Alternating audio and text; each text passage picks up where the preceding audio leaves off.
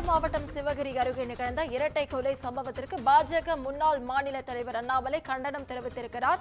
வயதான தம்பதியினர் படுகொலை செய்யப்பட்ட சம்பவம் அதிர்ச்சி அளிப்பதாகவும் அவர் கண்டனத்தை பதிவு செய்திருக்கிறார். தனியாக வசித்து வருபவர்களை குறிவைத்து தொடர்ந்து கொலை சம்பவங்கள் நடைபெறுவதாகவும் அவர் குற்றச்சாட்டை முன்வைத்திருக்கிறார்.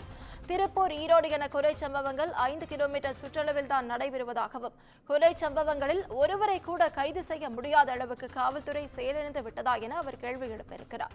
பொதுமக்கள் அச்சத்தில் உள்ள நிலையில் கொலைகள் அங்கொன்றும் இங்கொன்றும் நடைபெறுவதாகவும் அவர் குற்றச்சாட்டை முன்வைத்திருக்கிறார்.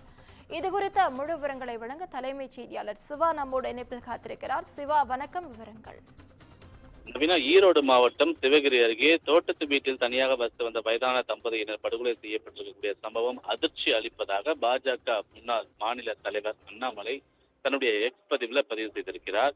தனியாக வசித்து வருபவர்களை குறிவைத்து தொடர்ந்து கொலை சம்பவங்கள் நடைபெறுகின்றன என்றும் கடந்த 2023ஆம் ஆண்டும் பல்லடம் பகுதியில ஒரே குடும்பத்தில் 4 பேர் வெட்டி கொல்லப்பட்ட சம்பவம் அரங்கேறியது என்றும் கடந்த 2024ஆம் ஆண்டு நவம்பர் மாதம் திருப்பூர் மாவட்டம் தேமலை கவுண்டம்பாளையத்தில் தாய், தந்தை, மகன் என 3 பேர் கொலை செய்யப்பட்டனர் என்றும் கடந்த காலங்களில் நடைபெற்றிருக்கக்கூடிய அந்த கொலை சம்பவங்களை அண்ணாமலை குறிப்பிட்டு காண்பித்திருக்கிறார். அனைத்து கொலைகளுமே சுமார் 50 கிலோமீட்டர் சுற்றளவில் தான் நடைபெறுகின்றன என்றும், ஆனால் இதுவரை ஒரு குற்றவாளி கூட கைது செய்யப்படவில்லை என்றும், தமிழக காவல்துறை செயலிழந்து போய்விட்டதா என்ற ஒரு கேள்வியையும் அவர் எழுப்பியிருக்கிறார்.